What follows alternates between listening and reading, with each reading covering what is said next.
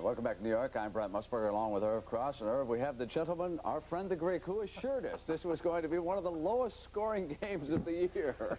You're not kidding. Did you notice what McMahon tried to do at the half? He's trying to uphold me. Yeah, wasn't that terrible, though, that they couldn't get the ball out of bounds and kick the field goal like John pointed out? Terrible. Irv and Jimmy, let's get everybody up to date with the scores and some of the highlights. If you've joined us late, we'll show you exactly what went on in Soldier Field. Here's an interesting game. The Jets leading 14-7 right now. Eason has a touchdown pass for the Patriots in that game. Ryan has one to his friend Wesley Walker. That was 12 yards out. Tony Franklin has missed 2 field goals in that contest for the Patriots. And Buffalo and Indianapolis. Buffalo has just gone ahead 10-7. Good story here. Joe Dufek, the former Yale quarterback, has stepped in to quarterback the Bills for the first time. Joe Ferguson is forced out. That stops his streak right now at 107 starts with that team. And Dufek, in his first appearance, he threw the touchdown pass, and he has them ahead right now, 10-7.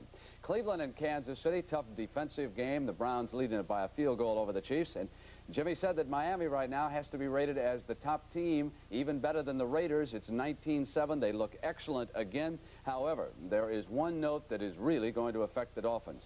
Kim Bocamper suffered a broken left ankle at warm-ups prior to the start of this game, and he, of course, is the heart of that defensive front for Don Shula, and they are going to miss him tremendously. Again, it is 19-7. Now, Jan Stenerud has just booted his second field goal in this game, and that cuts Seattle's lead to 7-6, and Craig hit Largent with a touchdown pass. That covered 20 yards in that game. And, of course, a terribly entertaining one you're watching unfold in Soldier Field right now. The difference, Rafael Septien kicking that field goal that had the Cowboys ahead. And here's what happened after this. Jim McMahon will drop back and roll to the right, and John Madden diagrammed how Too Tall Jones crashed in. That left this alley open, and McMahon got into the end zone, 16 yards, and it was 7-3. Now watch Gary Hogeboom in this next sequence. He'll fake a handoff. They'll go outside on the screen to Dorsett. And Tony may have the quickest start of any back in the NFL. Once you give him daylight, he can accelerate. 68 yards for the touchdown. Cowboys regained the lead. Now it was 10-7, and Mike Ditka very unhappy with his defense at that point. But McMahon came right back, and what an afternoon Walter Payton is having.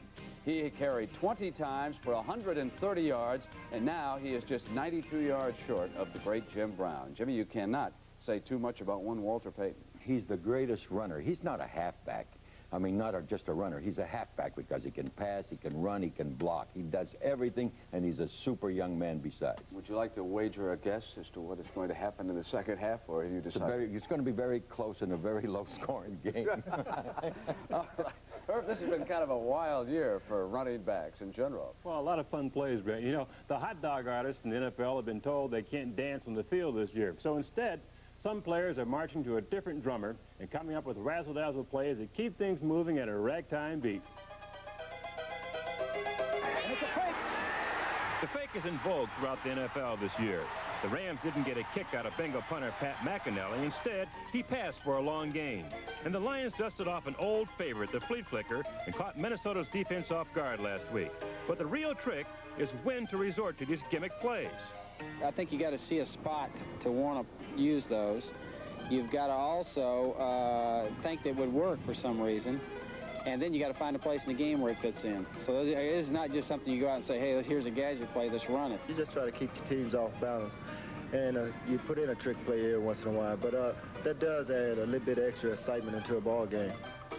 Sometimes the trick play artists outsmart themselves instead of their opponents. This giant reverse may have seemed like a good idea at the time, but the result was a Redskin touchdown. And you can be sure that Lion coach Monty Clark didn't enjoy looking at the reruns of this botched-up effort. Both plays are great as long as they work, and you give them a lot of praise. If they don't work, then you're asking them, what in the world are you trying to do there? But when they do work, you find new stars at odd positions. Here's Viking quarterback Tommy Kramer receiving a big pass. And forget about that White Hogeboom rivalry in Dallas. The passing star of this Cowboy touchdown was receiver Mike Renfro connecting to Doug Donnelly.